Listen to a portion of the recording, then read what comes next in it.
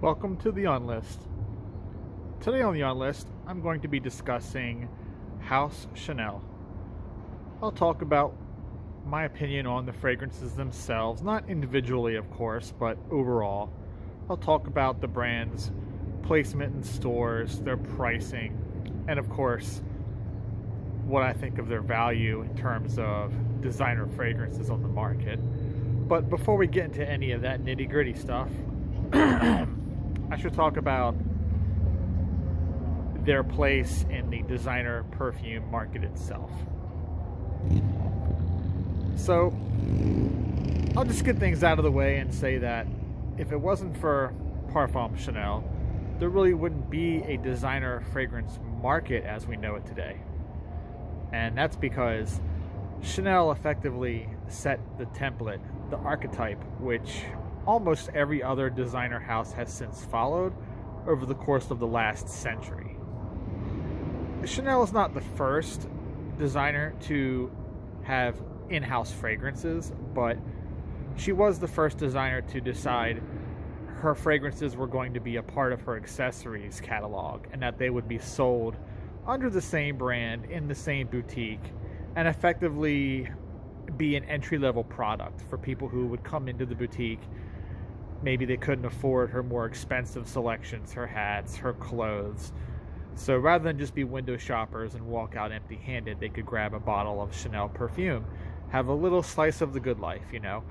That little bit of aspirational kick, if you want to call it, that was the key to success. And that is actually what helped to make Chanel a household name, because ultimately more bottles of Chanel No. 5 were sold than anything she ever made in her lifetime, just hands down. Now, she would eventually be at odds with that because even though she made royalties from Chanel No. 5, a lot of that money went to her financiers, the Wertheimer family, who actually funded her perfume operation. There's some really nasty stuff about that I'm not going to get into, involving anti-Semitism and all that, so I'm leaving that one alone. But the fact remains that the success of Chanel as a perfume brand and the iconic way they were presented, you know, simple boxes, square bottles, white labels if they had labels, and the Chanel logo very plainly visible. And of course, the fragrances themselves were designed to be very wearable.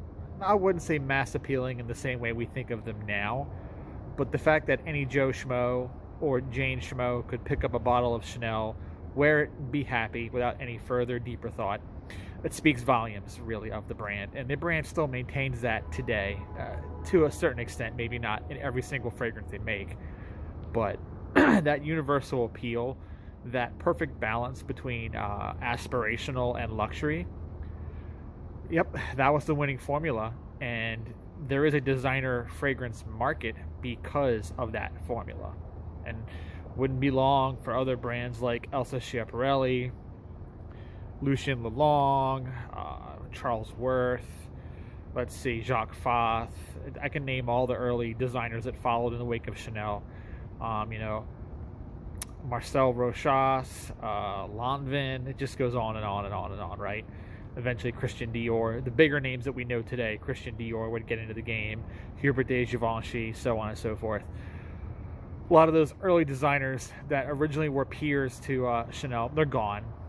Some of them were resurrected years later by different owners, but yeah. Point is, Coco Gabrielle Chanel and her efforts to have an in-house perfume really created the designer fragrance market as we know it today, even if she technically wasn't the first designer to have a perfume. So, now that you know why Chanel is so important, it doesn't really matter, honestly. In terms of personal taste, it doesn't really matter. But now that you know why they're important, you know why they are sort of seen as standard bearers, as a flagship brand for all designers, so to speak. Why they are kind of the gold standard that other designers hold themselves to. Maybe not intentionally in some cases, but sort of on a subconscious level. They want to be the next Chanel.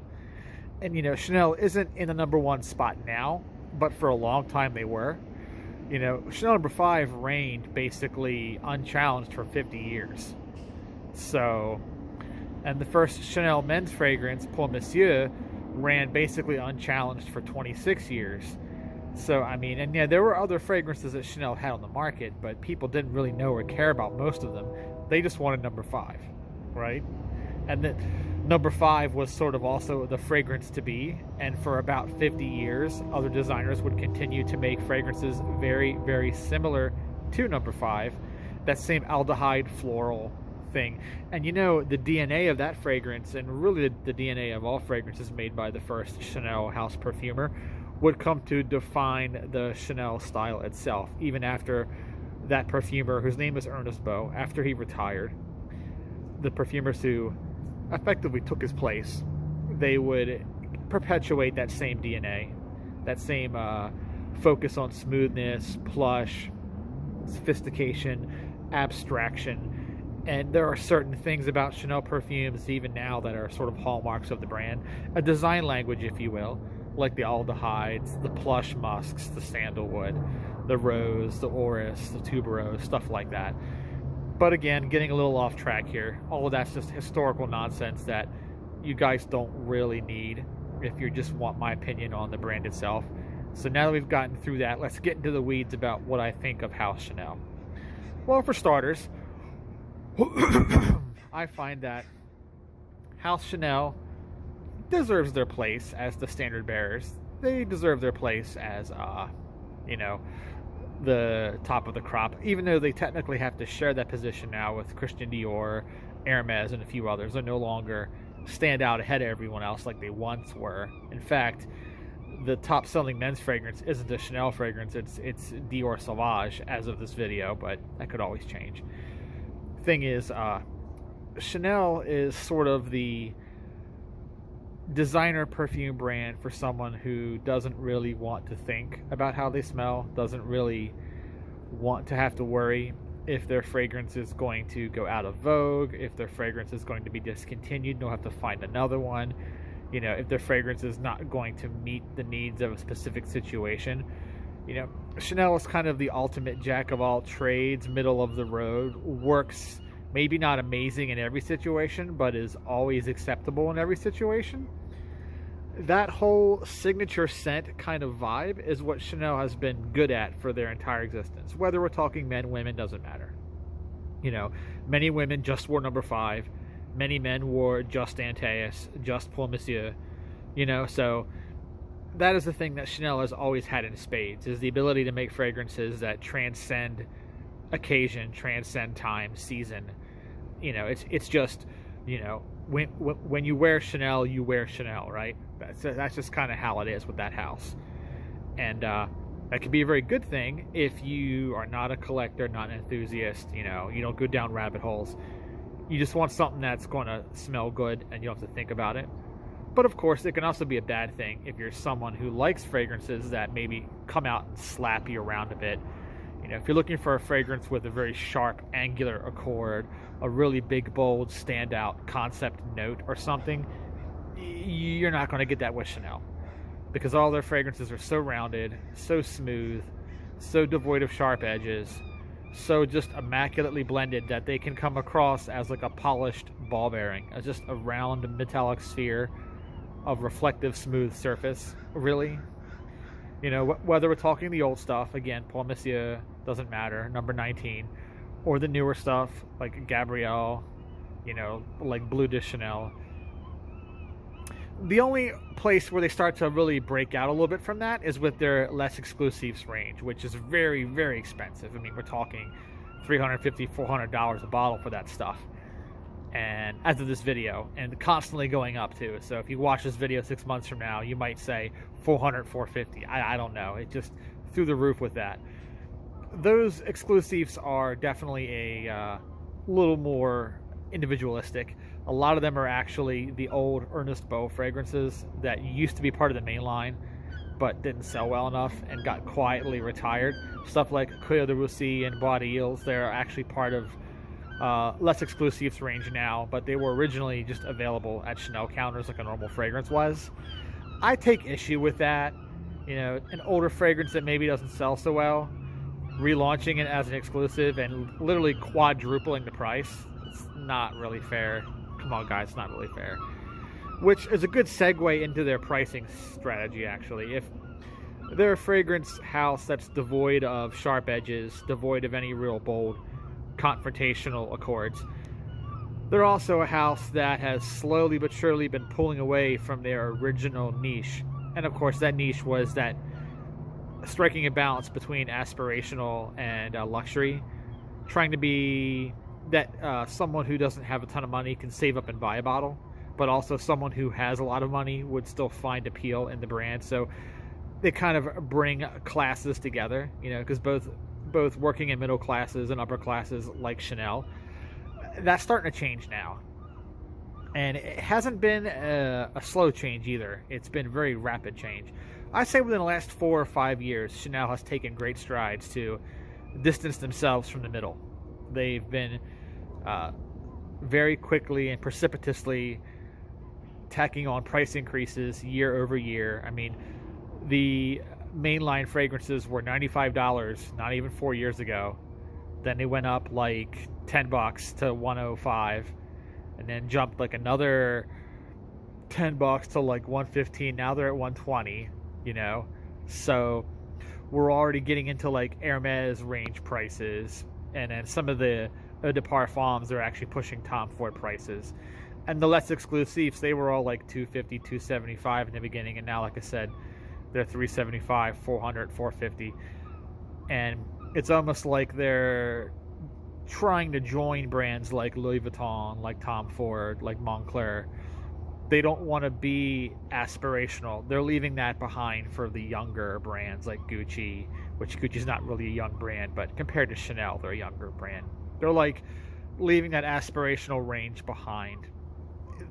These days, they're more or less surfing for clout and prestige. That's what they're really trolling for. And that's going to begin to alienate people, because that whole jack of all trades thing is going to stop applying to the brand if the brand is just so expensive that they are no longer someone's first choice. It used to be that even people who knew absolutely nothing at all about fragrance knew who Chanel was, but oh yeah, Chanel, right? I mean, even me growing up in Baltimore, poor as dirt, like I would look at Chanel as like, yeah, that's, you want to be somebody, you want to get a bottle of Chanel. And I did actually.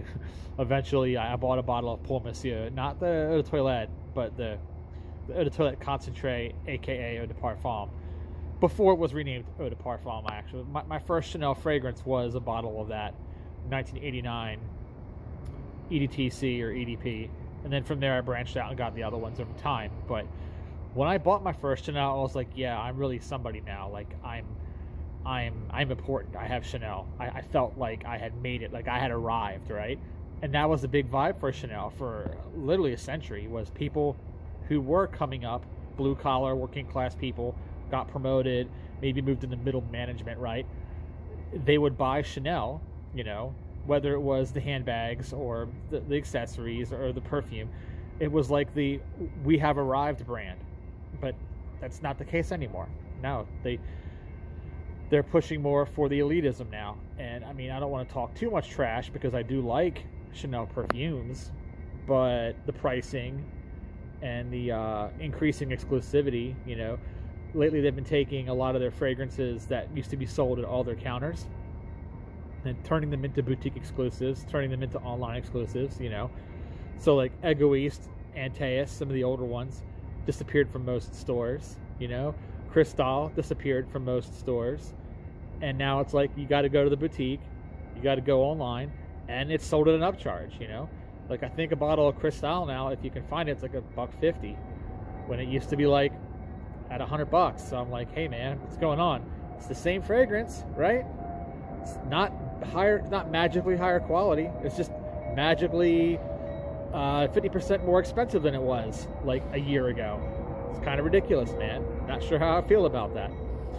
So, you know, that's my opinion on the pricing. I just don't like the direction the house is going in. But the selection and the dependability might make up for it in the eyes of some people. And that's what I'm going to get to next, is the fact that Chanel perfumes don't normally get discontinued. They don't normally get reformulated in a hellacious way that makes you not want to wear them anymore, you can usually pick a Chanel fragrance and go, okay, this is my signature, and then be safe for the next 20, 30 years wearing it without very much change, without very much to worry about, oh, am I going to be able to find this in stores? Like, it's a very safe brand, very safe house, you know? You can be an egoist wearer for most of your adult life, not have to worry about it, right? You can be a Bleu de Chanel wearer, right, for the next 20, 30 years. And assuming the world is still here, we don't all die from, climate change or something, you'll still be able to wear it because you'll know that it won't get reformulated to oblivion. It won't get restricted in some weird way. It's not like a lot of other designers where they put a fragrance out and in 5 years it's gone. You know, put a fragrance out and then in 5 years it's so badly reformulated that it doesn't resemble what it once was. Like, you don't have that fear with Chanel, that's the dependability. And then, of course, there's a flip side to that, too. They don't release a lot of fragrances. You know, women's get more fragrances, the women's side. They get more flankers, generally more unique releases. But still, they can go years without a new Chanel release. And men is even worse. Like, Pour Mesure, like I said, 26 years. Nothing else in between, 55 and 81. And then after that, Antaeus, Bois Noir, Egoist, every 7 to 10 years-ish, max. Bleu de Chanel's been about 13 years without any replacement line or, even any flankers. So, Chanel does not release a ton of pork. They don't make seasonal fragrances. They don't make a lot of limited editions. If they do, they're just packaging. It's not the actual fragrance itself. So for some people who like novelty, they're into novelty. They may not really like Chanel that much because Chanel doesn't really do a lot of novelty. And that's it. So to summarize, if you're a no-nonsense kind of person and you want a signature fragrance that's going to last you for, like I said, most of your adult life, Chanel is a good brand for that. Not the most exciting brand, not the most challenging brand. Their prices used to be middle of the road, but now they're becoming increasingly a luxury brand. So in the coming years, that may change your opinion about them. But for as it stands right now, their value just about breaks even. You're going to pay a little more for them than you will your average designer, but you'll get that dependability and that quality, that smoothness, that ease of use. And that's kind of what Chanel is all about. So, all right, this has been the On List, and hope you enjoyed it. Bye-bye.